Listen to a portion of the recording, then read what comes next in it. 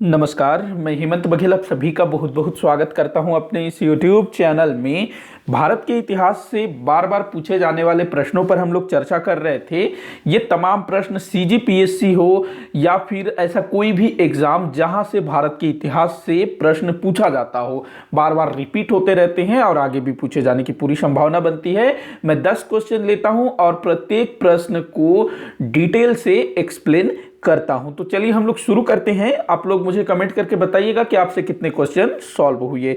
तो पहला क्वेश्चन यहां मैंने लिया है, निम्न में से कौन सा शासक अमित्रघात के नाम से जाना जाता था। अमित्रघात, इसी को जो है अमित्रोचेडस भी बोला जाता था। तो ये क्वेश्चन जो है ना काफी बार पूछा जा चुका है कि किस शासक को अमित्रघात बोला जाता था। तो ये काफी बहुत बार पूछा गया है। तो ऑप्शन दिया हुआ है चंद्रगुप्त मौर्य, बिंदुसार, बिंबिसार, अशोक। माफी चाहूंगा, अशोक के बाद यहाँ पर ये 0 हो गया है, वो शायद मिस्टेक से हो गया होगा। तो ये प्रश्न जो है काफी बार पूछा गया है। इससे पहले मैंने किसी वीडियो में एक प्रश्न लिया था कि चंद्रगुप्त मौर्य के क्या क्या नाम है, जैसे कि उसको अलग अलग जो इतिहासकार हैं उस समय के, उन्होंने अलग अलग नाम से संबोधित किया है। क्योंकि जो उस समय के जो यूनानी और जो ईरानी इतिहासकार थे वो भारतीय शब्दों का अच्छे से उच्चारण नहीं कर पाते थे, तो वो लोग अपने हिसाब से नाम रख देते थे। तो ये जो अमित्रघात है, अमित्रघात अगर हम देखें तो एक तरह से ये संस्कृत का शब्द है। अमित्रघात इस टाइप से लग रहा है, इसी को यूनानी में बोला जाएगा अमित्रोचेड्स। वैसे ये जो है ना अमित्रघात, ये किसी भारतीय इतिहासकार या भारतीय लेखक द्वारा नहीं बोला गया था, यूनानियों द्वारा ही बोला गया था। क्या बोला गया था? अमित्रोचेड्स। क्या बोला गया था? अमित्रोचेड्स ये बोला गया था, जिसका हिंदी में मतलब होता है अमित्र घात। तो किसको बोला जाता था अमित्र घात? तो ये मौर्य वंश के दूसरे शासक को बोला जाता था अमित्रोचेड्स। किसके द्वारा? यूनानियों के द्वारा। उस समय जो यूनानी लेखक थे ना, क्योंकि जो मौर्य वंश का जो प्रथम शासक था चंद्रगुप्त मौर्य, तो उसके समय में भी काफी सारे यूनानी जो है भारत आए हुए थे। मेगस्थनीज जो कि एक यूनानी राजदूत था। मेगस्थनीज किसका राजदूत था? सेल्यूकस। और सेल्यूकस वो किसका सेनापति था? सेल्यूकस तो सिकंदर, सिकंदर जो कि यूनानी था। तो यूनानियों का भारत पर आक्रमण कब होता है? 326 ईसा पूर्व में। और उसी के बाद से भारत और यूनानियों के बीच संपर्क स्थापित होता है और बहुत सारे जो यूनानी लेखक थे, यूनानी विद्वान थे, वो भारत के संदर्भ में लिखना शुरू करते हैं। और जो मेगस्थनीज जो कि चंद्रगुप्त मौर्य के टाइम पर भारत आया हुआ था, पाटलिपुत्र में काफी वर्ष तक रहा, तो उसने यहाँ जो भी अनुभव किया उसको लेकर के उसने एक पुस्तक लिखी थी, इंडिका। तो ये तमाम बातें आप लोग ध्यान रखेंगे। तो चंद्रगुप्त मौर्य का उत्तराधिकारी कौन हुआ? उसी को बोला गया अमित्रोचेड्स। अब यहां पर ना कई सारे बच्चे कंफ्यूज होते हैं कि चंद्रगुप्त मौर्य का उत्तराधिकारी अथवा अशोक का पिता कौन था, क्योंकि यहां मैंने 2 नाम दिए हुए हैं, बिंदुसार और बिंबिसार। तो कई सारे बच्चे तो बिंदुसार और बिंबिसार में ही कंफ्यूज होकर के रह जाते हैं कि कौन मौर्य वंश से संबंधित है और कौन हर्यक वंश का संस्थापक था। तो देखो, जो बिंदुसार है ये था मौर्य वंश का शासक, चंद्रगुप्त मौर्य का बेटा, और इसी को बोला गया अमित्रोचेड्स। तो आपका आंसर क्या हो जाएगा? ऑप्शन ब। तो देखो इसको कैसे याद रखोगे? चंद्रगुप्त, चंद्रगुप्त मौर्य का ये बेटा था ना, तो चंद्रगुप्त से पकड़ो चंद्र और बिंदुसार से पकड़ो बिंदु, चंद्र बिंदु, ऐसे आप लोग याद रखिएगा। तो ये आपका मौर्य वंश का शासक हो जाएगा। और जो बिंबिसार है ये हर्यक वंश का संस्थापक था, और अशोक तो ये बिंदुसार का बेटा था और चंद्रगुप्त मौर्य का पोता था। तो अमित्रोचेड्स बोला गया है किसको? मौर्य वंश के दूसरे शासक बिंदुसार को। अमित्रोचेड्स यूनानी में और हिंदी में क्या होगा हमारे भारत में? अमित्र घात। इसके अलावा जो यूनानी लेखक था ना स्ट्रैबो, उसने अलिट्रोकैड्स बोला है। किसको? बिंदुसार को। क्या बोला है? अलिट्रोकैड्स। इसके अलावा उस समय जो वायु पुराण है, वायु पुराण में बिंदुसार को भद्रसार कहा गया है। इसके अलावा जो जैन धर्म से संबंधित जो ग्रंथ हैं वहां पर बिंदुसार को सिंहसेन कहा गया है। इसके अलावा देखो जो बिंदुसार था ना, वो एक संप्रदाय को मानता था। कौन सा संप्रदाय को मानता था? आजीवक संप्रदाय को, जिसके संस्थापक थे मक्खली पुत्र घोषाल, आजीवक संप्रदाय के संस्थापक। देखो उस समय क्या था ना, जो वैदिक धर्म था उसके अलावा भी अन्य बहुत सारे संप्रदायों की स्थापना हो रही थी, जिनमें से सबसे फेमस 2 थे।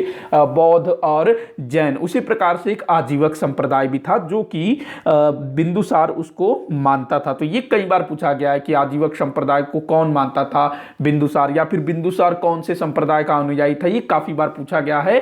तो आजीवक संप्रदाय, तो आजीवक संप्रदाय में बिंदुसार को एक दंडी कहा गया है। तो ये अलग अलग नाम आप लोगों को याद रखने, जैसे कि मैंने चंद्रगुप्त का बताया था, सैंड्रोकोट्स, एंड्रोकोट्स, सैंड्रोप्ट, पालीब्रोथस, तो ये सारा चीज आप लोगों को ध्यान रखना है। तो इसको आप लोग ध्यान रखेंगे। अमित्रोचेड्स, एक दंडी, भद्रसार, ये सब जो है अपने बिंदुसार को ही बोला गया है। बिंदुसार का बेटा हुआ अशोक, जो कि हमारे भारत के महानतम शासकों में एक है। तो ये आपका आंसर हो जाएगा बिंदुसार। आगे बढ़ते अगला क्वेश्चन देखते हैं। 1946-47 के अंतरिम सरकार में सरदार वल्लभ भाई पटेल किस विभाग के मंत्री थे? तो देखो 1946-47 में क्या होता है, एक मंत्रिमंडल की स्थापना हुई, मतलब जो संविधान सभा के लिए सदस्यों का चुनाव होता है, बाद में फिर उन्हीं में से क्या होता है, मंत्रिमंडल भी गठित कर दी जाती है। मतलब देश आजाद होगा तो उसके बाद देश चलाना भी तो है ना, तो एक प्रधानमंत्री होगा, तो प्रधानमंत्री पंडित जवाहरलाल नेहरू जी बन जाते हैं। उसके बाद फिर बाकी जो दूसरे जो विभाग है उसके लिए फिर अलग अलग लोगों को मंत्री बनाया जाता है। ये लोग चुने हुए थे, डायरेक्ट जनता द्वारा चुने गए थे, ये चीज आप लोग ध्यान रखेंगे। इसी को जो है अंतरिम सरकार बोला गया। क्यों अंतरिम सरकार बोला गया? क्योंकि अंग्रेजों के जाने से पहले ये बन गया था, ताकि अंग्रेज जब चले जाएं तो कामकाज जो है सुचारू रूप से चलता रहे। तो जो सरदार वल्लभ भाई पटेल है, इनके जिम्मे सौंपा गया गृह मंत्रालय। ये गृह मंत्री थे, ध्यान रखेंगे। सरदार वल्लभ भाई पटेल किस विभाग के मंत्री थे? तो गृह मंत्री थे। और सरदार वल्लभ भाई पटेल के नेतृत्व में ही हमारा जो भारत है वो एक हो सका। क्यों? क्योंकि उस समय हमारा जो भारत है, जब अंग्रेज इसको छोड़ करके जाने वाले थे, लगभग 560 के आसपास देसी रियासत हुआ करते थे। कितने? 560 के आसपास। और इनमें से लगभग 20 रियासतें वो पाकिस्तान में लगभग शामिल होना तय था, और बाकी जो बच गए 542 कुछ, तो वो जो है भारत संघ में विलय होना था। लेकिन कुछ में ना प्रॉब्लम भी आ रही थी, जैसे कि जूनागढ़ हो गया, कश्मीर हो गया, इधर हैदराबाद हो गया। तो ये लोग जो हैं मतलब जो हैदराबाद है वो बोल रहा था मैं स्वतंत्र रहूंगा या पाकिस्तान में मिलूंगा, जूनागढ़ वो भी पाकिस्तान में मिलने की बात कर रहा था, इधर जो कश्मीर है वो स्वतंत्र रहने की बात कर रहा था। लेकिन यहाँ जो सरदार वल्लभ भाई पटेल है, उनके नेतृत्व में इन तीनों का भी भारत संघ में विलय हो जाता है। जो हैदराबाद है वहां पर सैन्य कार्यवाही की जाती है, जूनागढ़ वहां पर जनमत संग्रह करवाया जाता है, और जो कश्मीर है जो कि स्वतंत्र रहना चाहता था और उसकी भौगोलिक स्थिति कुछ ऐसी थी कि भारत ने स्वीकार कर लिया, चलो ठीक है आप स्वतंत्र रहिए। लेकिन क्या था कि जो पाकिस्तान है वो कश्मीर को अपने में शामिल करना चाहता था, तो पाकिस्तान जो है वहां पर आक्रमण करवा देता है कबायली लोगों के द्वारा, और बाद में फिर कश्मीर जो है भारत से हेल्प मांगता है कि हमारी हेल्प करो। तो यहां पर जो सरदार वल्लभ भाई पटेल है वो बोलते कि आप जो है भारत संघ में अपना विलय करिए, हम आपकी सहायता करेंगे। तो इस तरह से कश्मीर का भी भारत संघ में विलय हो जाता है। इसके अलावा जो बाकी जो दूसरे देसी रियासतें थी ना, छोटे बड़े बहुत सारे थे, टोटल कितने 542 कुछ हमारे भारत संघ में विलय हुए ना, 542 का। तो इन सभी रियासतों का सरदार वल्लभ भाई पटेल जी ने दौरा किया, वहां के राजे रजवाड़े जो भी हैं उनसे बात किया, उनको समझाया कि आप जो है अपने राज्य का, अपने रियासत का विलय भारत संघ में करिए, आपकी प्रजा का हित है इसमें, और आपके जो अधिकार है, राजा महाराजाओं के जो अधिकार है उसको भी हम पूरी तरह से समाप्त नहीं करेंगे। तो ये तमाम चीजें किसने किया था? तो सरदार वल्लभ भाई पटेल जी ने। इसी कारण इनको क्या कहा जाता है? लौह पुरुष कहा जाता है, लौह पुरुष। और इन्हीं के याद में जो स्टैच्यू बना है ना, statue of unity, statue of unity बना है इसी के, इन्हीं के स्मृति में। और इनका जो 31 अक्टूबर एकता दिवस के रूप में मनाया जाता है।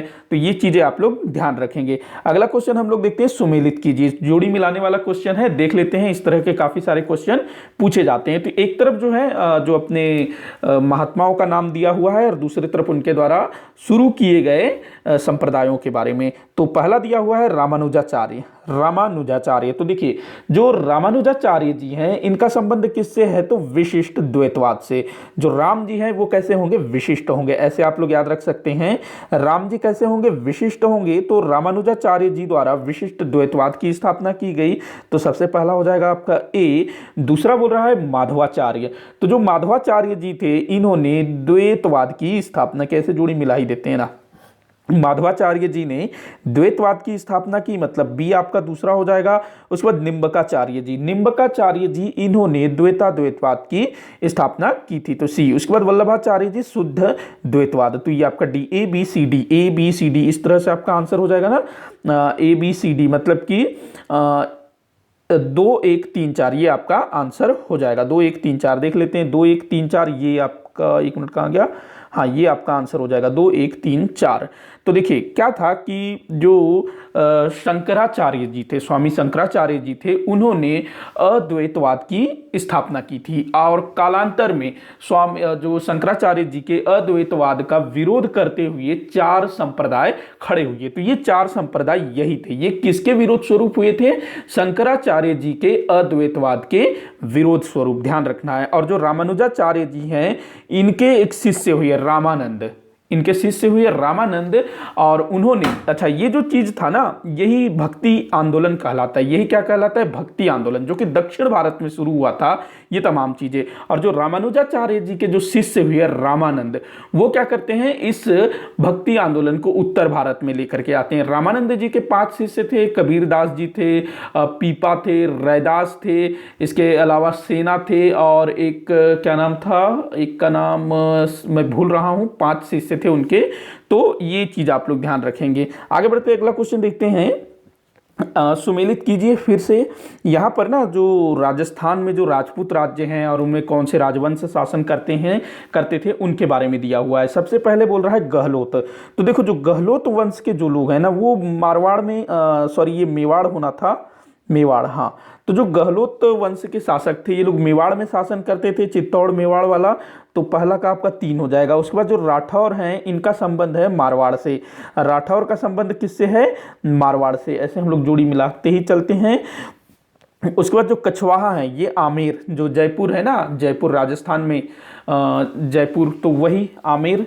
आमेर के राजा जो भारमल थे, जिन्होंने अपनी बेटी का विवाह अकबर से करवाया था। बाद में फिर राजा मानसिंह हुए, भगवान दास हुए, जो कि अकबर के लिए काफ़ी मतलब काम करते थे। इसके अलावा औरंगजेब के टाइम पर राजा जयसिंह हुए। उसके बाद फिर जयसिंह द्वितीय, जिनको सवाई राजा जयसिंह बोला जाता था, जिन्होंने जयपुर नगर की स्थापना की थी, सवाई राजा जयसिंह ने। उससे पहले ना ये आमेर होता था। तो आमेर में कछवाहा। उसके बाद जो भाटी हैं ये लोग जैसलमेर के थे। भाटी कहाँ के थे, जैसलमेर के। तो 3 1 4 2 आपका आंसर हो जाएगा। तो इस तरह के प्रश्न भी पूछे जाते हैं। अगला क्वेश्चन हम लोग देखते हैं, काव्य शैली का प्राचीनतम नमूना किस अभिलेख में मिलता है। देखो बड़ा अच्छा क्वेश्चन है, और इस तरह के जो क्वेश्चन है ना, इसके आंसर अधिकतर पुस्तकों में मिलते नहीं है, मतलब इस टाइप की चीजें। तो काव्य शैली का प्राचीनतम नमूना किस अभिलेख में मिलता है, मतलब कि ऐसा कौन सा अभिलेख है जो जहां पर काव्य लिखा गया, मतलब काव्य शैली में अभिलेख को लिखा गया हो। देखो जो अशोक है उसने सबसे पहले भारत में अभिलेख जारी करने की शुरुआत की थी, लेकिन उसके अभिलेख जो थे ना वो इस टाइप के नहीं थे, मतलब कि काव्य शैली में नहीं थे, वो लेख टाइप के होते थे। अगर मैं प्रयाग प्रशस्ति की बात करूं तो ये काव्य शैली में लिखा गया है। इसकी जो शैली है ना वो चंपू शैली बोली जाती है। इसकी शैली क्या बोली जाती है, चंपू शैली। चंपू शैली में क्या होता है, गद्य और पद्य दोनों का सम्मिश्रण होता है। प्रयाग प्रशस्ति चंपू शैली से संबंधित है, गद्य और पद्य दोनों का ये मिश्रण होता है। और प्रयाग प्रशस्ति किसकी है, तो समुद्रगुप्त के विजय अभियानों का इसमें उल्लेख किया गया है। और किसने इसको तैयार किया था, तो जो समुद्रगुप्त के जो राज कवि थे हरिसेन, उन्होंने इसको तैयार किया था, इसको लिखा था। तो हरिसेन लिखने वाला, और शासक कौन था, समुद्रगुप्त। चंपू शैली में ये लिखा गया था। हालांकि काव्य शैली में लिखा गया है, लेकिन ये प्रथम नहीं था, क्योंकि प्राचीनतम बोल रहा है ना, सबसे पुराना ये नहीं है, इससे पहले का भी है। एहोल प्रशस्ति की अगर मैं बात करूं तो ये आपका जो पुलकेशिन द्वितीय है उससे संबंधित है। एहोल प्रशस्ति जो कि संस्कृत भाषा में लिखा गया है, कन्नड़ लिपि में। और इसको किसने लिखा है, तो रवि कीर्ति ने, रवि कीर्ति। और रवि कीर्ति ना इस एहोल अभिलेख में खुद की तुलना कालिदास, जो महाकवि कालिदास जी थे ना, उनसे करते हैं। इस अभिलेख में ही इसका उल्लेख मिलता है, एहोल अभिलेख में, एहोल प्रशस्ति में रवि कीर्ति ने खुद की तुलना जो है महाकवि कालिदास से की हुई है। तो ये आप लोग ध्यान रखेंगे। हाँ, एक और प्रश्न पूछा जाता है कि महाकवि कालिदास जी का उल्लेख किस अभिलेख में मिलता है, तो इस एहोल प्रशस्ति में मिलता है, और ये भी जो है प्राचीनतम नहीं है। उसके बाद देखिए जो हाथी गुफा अभिलेख, हाथी गुम्फा अभिलेख जो कि किसका है, अपना जो कलिंग के जो महाराज थे खारवेल, उनके विषय में जानकारी मिलती है हाथी गुम्फा अभिलेख में। तो इसमें भी नहीं है, तो कौन सा है इसका आंसर, तो जूनागढ़ अभिलेख। देखो जूनागढ़ अभिलेख ये किसका है, तो शक क्षत्रप रुद्रदामन, रुद्रदामन जो कि एक शक शासक था, तो उसके द्वारा ये अभिलेख जारी करवाया गया था, शक शासक रुद्रदामन। और जूनागढ़ अभिलेख भारत में सबसे पहला संस्कृत में लिखा गया अभिलेख माना जाता है। मतलब कि अभी तक ना इस जूनागढ़ अभिलेख से पुराना कोई भी संस्कृत का अभिलेख नहीं मिला है, तो अभी तक इसी को सबसे प्राचीनतम संस्कृत का अभिलेख माना जाता है। तो इसको संस्कृत में लिखा गया पहला अभिलेख भी बोला जाता है। अगर इससे पहले किसी ने लिखा होगा संस्कृत में कोई अभिलेख, हो सकता है अभी तक न मिला हो, लेकिन इतने सारे खोज तो हो रहे हैं। तो ये सबसे प्राचीनतम अभिलेख है जिसमें काव्य शैली का नमूना देखने को मिलता है, और यही संस्कृत का पहला अभिलेख भी है। इसके अलावा इस अभिलेख से और भी कई सारी जानकारियां मिलती है। एक तो एक शक शासक रुद्रदामन के विषय में पता चलता है। इसी में जो मौर्य शासक चंद्रगुप्त मौर्य और अशोक के बारे में भी जानकारी मिलती है, और चंद्रगुप्त मौर्य द्वारा जो गुजरात क्षेत्र में जो गिरनार है वहां पर सुदर्शन झील का निर्माण करवाया था, उसके बारे में भी इस अभिलेख से जानकारी प्राप्त होती है। इसके अलावा इस अभिलेख से ना एक और विषय में जानकारी मिलती है, स्वयंवर। स्वयंवर ये क्या होता था, स्वयंवर एक जो लड़की होगी वो खुद का वर खुद चुनेगी, यही होता है ना स्वयंवर। जैसे कि आप लोगों ने महाभारत में देखा होगा, उसमें क्या होता है, द्रौपदी का स्वयंवर होता है, और उसमें क्या करते हैं कि जो मछली की आंख में निशाना लगाएगा उसी से द्रौपदी विवाह करेगी। फिर वो जो अर्जुन जी है वो फिर निशाना लगा लेते हैं और द्रौपदी उनकी हो जाती है। तो ये क्या होता था, स्वयंवर, जिसमें जो वधु है वो खुद अपना वर चुनेगी। हालांकि द्रौपदी का जो स्वयंवर था उसमें तो एक प्रतियोगिता रखी गई थी, लेकिन क्या होता था, पहले दुनिया भर के राजकुमारों को बुलाया जाता था, और जो वधु है, जो लड़की है, कन्या है, राजकुमारी, वो जो है उनमें से अपना पति चुनती थी। यही क्या है, स्वयंवर। तो इस स्वयंवर के विषय में जूनागढ़ अभिलेख से सबसे पहले जानकारी मिलती है। तो ये चीज भी आप लोग ध्यान रखेंगे। आगे बढ़ते हैं अगले क्वेश्चन की तरफ। अगला क्वेश्चन है, निम्न गुप्त शासकों का कालक्रम बताइए। तो आपको इन गुप्त शासकों के कालक्रम से जमाना है। तो देखो सबसे पहले समुद्रगुप्त आए, समुद्रगुप्त के बाद उसका बेटा रामगुप्त आया, रामगुप्त के बाद उसका भाई चंद्रगुप्त, फिर कुमारगुप्त। तो क्या होगा, 1 2 4 3 आपका आंसर हो जाएगा। 1 2 4 3 ये वाला आपका आंसर होगा ब। थोड़ा सा देख लेते हैं इनके बारे में। समुद्रगुप्त, अगर इसके शासनकाल की मैं बात करूं तो लगभग 335 में शुरू होता है। 335 से ये जाता है आपका 75 तक, 375 तक जाता है। और समुद्रगुप्त का जो पिता था चंद्रगुप्त प्रथम, वो 319 से 335 तक शासन किया।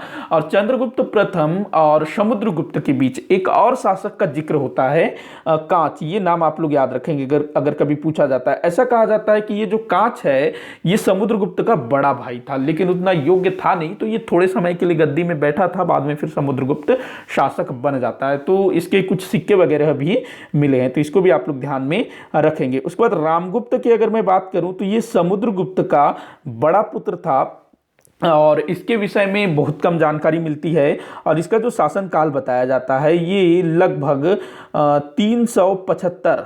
375 में थोड़े समय के लिए, या फिर कई सारे किताबों में आपको 80 भी देखने को मिलेगा। 375 थोड़े समय के लिए, या फिर 375 से 380 तक इसका काल बताया जाता है। उसके बाद चंद्रगुप्त द्वितीय, ये आपका 375, अगर हम इसको 375 माने तो इसका काल कब से शुरू होगा, 375, और अगर 80 को भी ले लेते हैं तो 380 से शुरू होगा, और कब तक जाएगा, 414। उसके बाद कुमारगुप्त जो कि चंद्रगुप्त द्वितीय का बेटा था, इसका शासन 414 से 55 तक रहा है। तो ये हालांकि इनका जो शासनकाल है ना, ये मतलब कहीं पर लिखा हुआ नहीं मिलता है कि इसने इसने इतने समय तक शासन किया।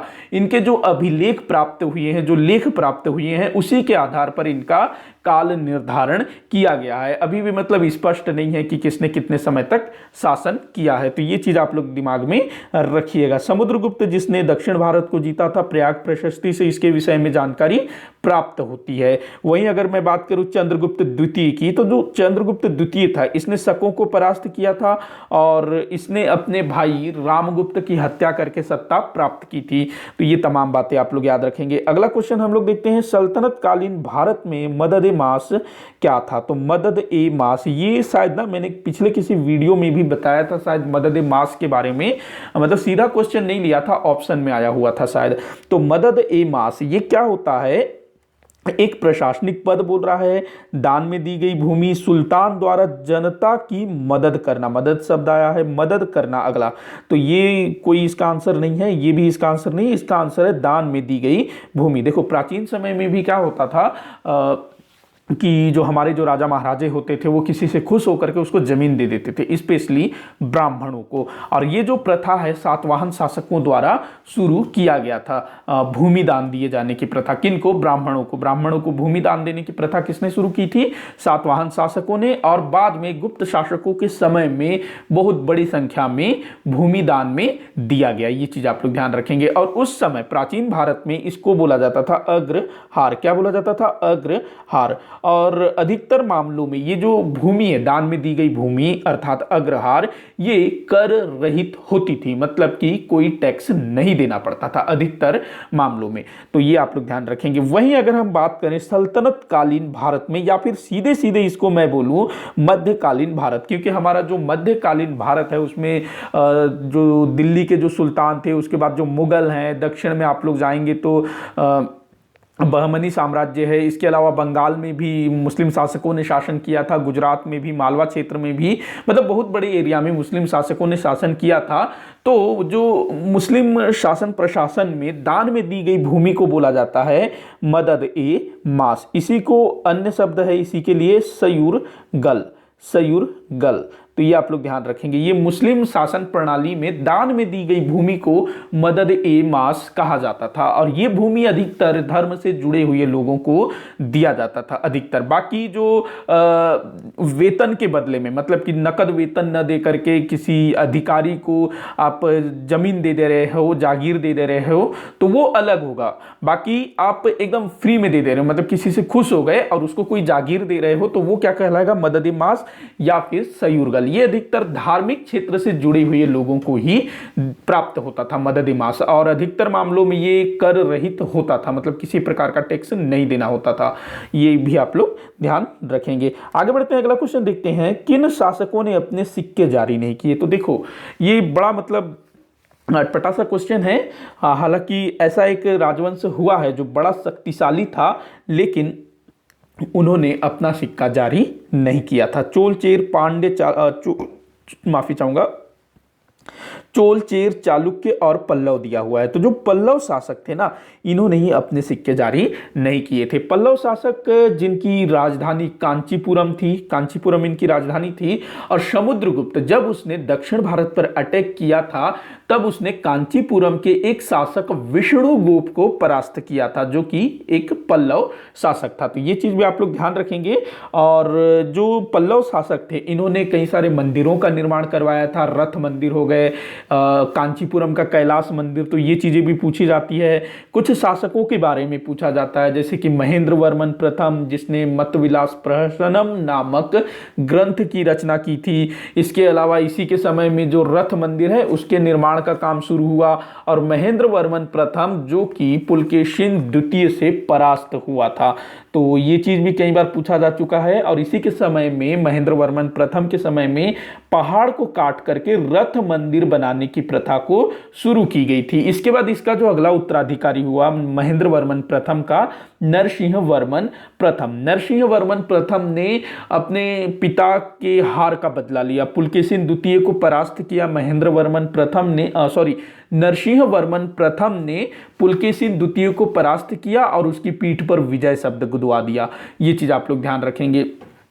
इसके अलावा जो नरसिंह वर्मन प्रथम था, इसने महाबलीपुरम नामक नगर की स्थापना की। ये भी काफी बार पूछा जा चुका है। और इसी के समय में नरसिंह वर्मन प्रथम के समय में वेनसोंग ने दक्षिण की यात्रा की थी। देखो जो वेनसोंग है, जो कि हर्ष के समय में भारत की यात्रा पर आया हुआ था, वो पुलकेशिन द्वितीय के राज्य में भी गया था और नरसिंह वर्मन प्रथम के राज्य में भी गया था। कई बार पूछा जाता है कि किस पल्लव शासक के समय में वेनसोंग ने दक्षिण की यात्रा की थी, तो नरसिंह वर्मन प्रथम ने। इसके बाद जो अगला शासक हुआ नरसिंह वर्मन द्वितीय, जिसने कांचीपुरम का कैलाश मंदिर बनवाया। तो ये तमाम चीजें पल्लव शासकों के विषय में पूछी जाती है जिन्होंने अपने सिक्के जारी नहीं किए। अगला क्वेश्चन है, ये काफी बढ़िया क्वेश्चन है। महात्मा गांधी जी के सविनय अवज्ञा आंदोलन के समय गिरफ्तार होने के पश्चात किसने सविनय अवज्ञा आंदोलन का नेतृत्व किया? तो देखो सविनय अवज्ञा आंदोलन जो कब शुरू हुआ था, सन 1930 में शुरू हुआ। महात्मा गांधी जी ने इसको बड़े ही मतलब एक अलग अंदाज में इसको शुरू किया था। मतलब उनका मानना ये था कि कुछ ऐसा करते हैं कि पूरी दुनिया की नजर जो है यहाँ पर पड़े। तो उन्होंने क्या किया, दांडी मतलब नमक कानून का उल्लंघन करके इस आंदोलन की शुरुआत करने की बात कही। और नमक कानून कैसे तोड़ेंगे, ऐसे नहीं कि बिल्कुल गाड़ी में गए कहीं समुद्र किनारे नमक उठाया बनाया खत्म, ऐसा नहीं। उन्होंने तय किया कि वो साबरमती आश्रम से जो समुद्र तट में कोई भी क्षेत्र होगा, दांडी का चयन किया गया, तो वहां तक वो जो है पैदल जाएंगे, पदयात्रा करेंगे और वहां जाकर के नमक कानून का उल्लंघन करेंगे। तो एक तरह से ये मतलब काफी उस समय का जो मीडिया था वो भी यहां पर जुड़ा हुआ था। तो ये जो आंदोलन है, महात्मा गांधी जी नमक कानून का उल्लंघन करते हैं, उसके बाद इनको गिरफ्तार कर लिया जाता है, यरवदा जेल में इनको डाल दिया जाता है। तो जब महात्मा गांधी जी को जेल में डाल दिया गया, यरवदा जेल कहां पर है, ये पुणे में है शायद ना, यरवदा जेल, शायद यहीं पर संजय दत्त को भी रखा गया था शायद यरवदा जेल में। आप लोग बताइएगा, पुणे या बंबई में होना चाहिए यरवदा जेल। तो यरवदा जेल में महात्मा गांधी जी को रखा गया। तो इस समय किसने सविनय अवज्ञा आंदोलन की नेतृत्व किया था? तो पंडित जवाहरलाल नेहरू, उस समय काफी बड़ा नाम था ये भी। सरदार वल्लभ भाई पटेल, ये भी जो इन्होंने एक जो आंदोलन किया था ना, कौन सा, बारदोली सत्याग्रह के बाद ये भी काफी मतलब बड़े नेता बन चुके थे। उसके बाद दिया हुआ है अब्बास तैयब जी, सरोजनी नायडू जो जब महात्मा गांधी जी दांडी पहुंचते हैं तो उनका वेलकम किया था इन्होंने। तो ये सब नहीं है, तो किसने नेतृत्व किया था? तो अब्बास तैयब जी। ध्यान रखेंगे किसने नेतृत्व किया, अब्बास तैयब जी, जो कि उस समय 76 वर्ष के एक वृद्ध थे। देखो अब्बास तैयब जी के बारे में अगर मैं बात करूं तो ये ना मतलब शुरुआत में ना ये एक वकील थे, हाँ शायद वकील थे, और ये अंग्रेजी शासन के हिमायती थे शुरुआत में। लेकिन जब जालियांवाला बाग हत्याकांड होता है उसके बाद इनका जो दिमाग है मतलब खराब हो जाता है कि अंग्रेज ऐसा वहशियानापन कर सकते हैं। मतलब अंग्रेजों की जो अत्याचार देखा इन्होंने जालियांवाला बाग हत्याकांड में, तो उसके बाद ये गांधी जी के मुरीद हो जाते हैं और अंग्रेजों के विरोधी बन जाते हैं। जालियांवाला बाग हत्याकांड के बाद अंग्रेजों ने हंटर कमेटी की स्थापना की थी जांच के लिए, और अलग से जो भारतीय राष्ट्रीय कांग्रेस है उन्होंने भी जालियांवाला बाग हत्याकांड के जांच के लिए एक समिति बनाया था, जिसमें मदन मोहन मालवीय जी अध्यक्ष थे, उसमें महात्मा गांधी जी भी शामिल थे।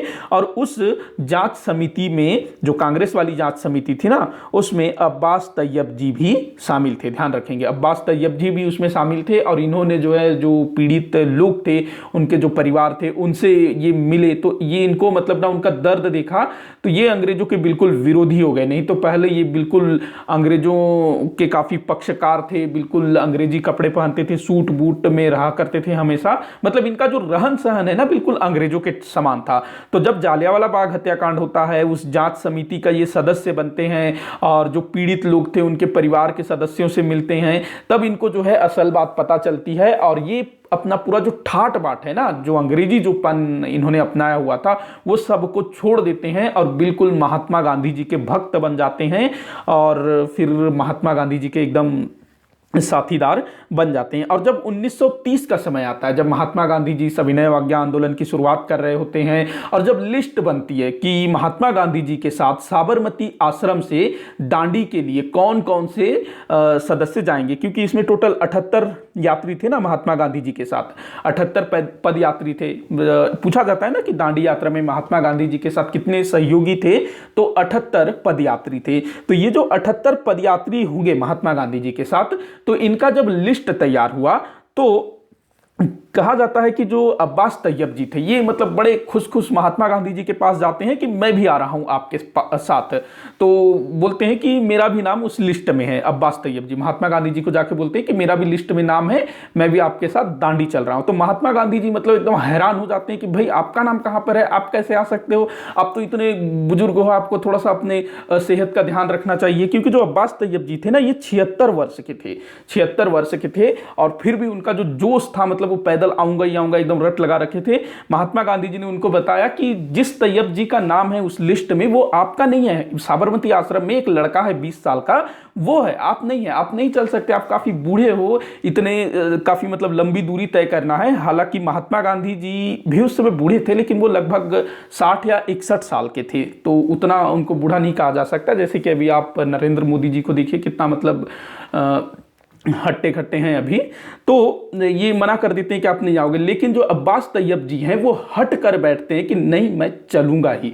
अब महात्मा गांधी जी क्या करते हैं, ठीक है आप जो है अभी आप मत आइए, आपको क्या करना है कि जब मैं गिरफ्तार होऊंगा, क्योंकि महात्मा गांधी जी को मालूम था कि वो नमक कानून का उल्लंघन करेंगे तो उसके बाद उनको गिरफ्तार होना ही होना है। तो महात्मा गांधी जी बोलते हैं कि मेरी गिरफ्तारी होने के बाद आप जो है इस पूरे आंदोलन का नेतृत्व करेंगे, तो ये बोला जाता है। और फिर अब्बास तैयब जी मान जाते हैं और वो दांडी की जो पैदल यात्रा है उसमें वो शामिल नहीं होते हैं। और बाद में जब महात्मा गांधी जी को गिरफ्तार करके यरवदा जेल में डाल दिया जाता है, तब अब्बास तैयब जी आंदोलन का नेतृत्व करते हैं। और जो धरसाना में जो आंदोलन हुआ था ना, धरसाना जो नमक का गोडाउन था, वहां पर सरोजनी नायडू जी के नेतृत्व में, तो वहां पर उस समय भी अब्बास तैयब जी थे। तो महात्मा गांधी जी की गिरफ्तारी के पश्चात अब्बास तैयब जी ने इस आंदोलन का नेतृत्व किया था। और अब्बास तैयब जी इसके बाद 1936 में इनकी डेथ हो जाती है।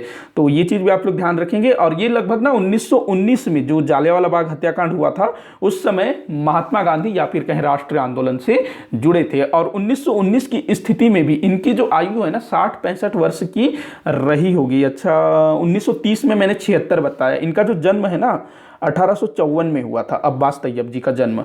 तो 54 तो कितना, 46 और 19 56, लगभग 65-66 साल के थे 1919 में। तो सोचिए कि एक वृद्ध व्यक्ति वो 1919 में महात्मा गांधी जी के साथ, उनके साथ आंदोलन में जुड़ता है। और इसी को जो है महात्मा गांधी जी के गिरफ्तार होने के पश्चात सविनय अवज्ञा आंदोलन का नेतृत्व सौंपा गया। महात्मा गांधी जी ने खुद बोला था कि मेरे जेल जाने के बाद आप ही इस आंदोलन को संभालोगे। तो ये चीज आप लोग ध्यान रखिएगा, पूछा गया है। और मैंने थोड़ा सा स्टोरी भी आप लोगों को बताया, तो आपके दिमाग में ये अच्छे से बैठे रहेगा। आखिरी क्वेश्चन है इस वीडियो का, किस भारतीय प्रख्यात इतिहासकार ने 1857 की क्रांति को क्रांति नहीं माना है? तो ये बहुत इंपॉर्टेंट क्वेश्चन है, कई बार पूछा जा चुका है। सावरकर, देखो वीर सावरकर इनको बोला जाता है, वीडी सावरकर, या इनका पूरा नाम है विनायक दामोदर सावरकर। तो ये इन्होंने एक पुस्तक लिखी 1857 तो ये जो है वीर सावरकर या वीडी सावरकर, ये तो सीधे बोलते हैं कि 1857 का जो विद्रोह था वो भारतीयों द्वारा ब्रिटिश सरकार के अत्याचार पूर्ण शासन को समाप्त करने के लिए सीधा सुनियोजित विद्रोह था, ये बोलते हैं। मतलब ये जो है इसको स्वतंत्रता आंदोलन या फिर क्रांति मानते हैं वीडी सावरकर। वहीं आरसी मजूमदार, ये इसका आंसर है, आखिरी में देखेंगे इसको। एसएन सेन, जिन्होंने भारत का इतिहास लिखा, भारत के इतिहास की सरकारी लेखक थे, तो ये भी स्वतंत्रता संग्राम मानते हैं। ताराचंद, इनके बारे में मुझे नहीं मिला, ऑप्शन में दिया हुआ था तो मैंने इसको ले लिया। मेरे ख्याल से इसके जगह ना कुछ और ले लेना चाहिए था। तो इन्होंने भी माना है, और इन्होंने तो पक्का माना है, और पुस्तक ही लिख डाली है वीर सावरकर जी ने 1857 की क्रांति पर। और ये जो पुस्तक थी ना 1857 की क्रांति, तो ये तो बिल्कुल मतलब बैन हो गई थी। 1857 जो पुस्तक लिखी थी ना, तो ये उस समय प्रतिबंधित थी, इसको पढ़ना, इसको रखना गैर कानूनी होता था। तो इसमें इन्होंने काफी कुछ लिखा था इस प्रथम स्वतंत्रता संग्राम के विषय में। वहीं जो आरसी मजूमदार थे ना, इन्होंने स्पष्ट बोला है कि 1857 का जो विद्रोह है वो स्वतंत्रता संग्राम नहीं है, कोई क्रांति नहीं है, वो केवल और केवल एक छोटा सा विद्रोह मात्र है। किसने बोला है? आरसी मजूमदार। इसके अलावा जितने भी अंग्रेज अधिकारी हुए हैं उस समय के, उन लोगों ने अलग अलग राय दिया है। मतलब सब जो है ना इसको विद्रोह ही मानते हैं, स्वतंत्रता संग्राम या क्रांति नहीं मानते। एक व्यक्ति है डिज़रायली। डिज़रायली, उसने इस क्रांति को राष्ट्रीय विद्रोह माना है। तो ये आप लोग ध्यान रखेंगे। तो आज के लिए फिलहाल इतना ही। तो आरसी मजूमदार को याद रखिएगा, ये जो है 1857 की क्रांति को क्रांति स्वीकार नहीं करते हैं। तो आप लोग मुझे कमेंट करके बताइएगा आपसे कितने क्वेश्चन सॉल्व हुए, और कहीं भी किसी भी क्वेश्चन में अगर आपको डाउट हो या फिर मेरे द्वारा जो भी तथ्य यहाँ रखे गए उसमें अगर आप लोगों को थोड़ा सा भी संशय लगता है तो आप लोग मुझे जरूर बताइएगा ताकि मैं उसको सॉल्व कर सकूँ। तो वीडियो को ज़्यादा से ज़्यादा शेयर करिएगा, लाइक करिएगा, चैनल को सब्सक्राइब करिएगा। वीडियो को आखिर तक देखने के लिए बहुत बहुत धन्यवाद।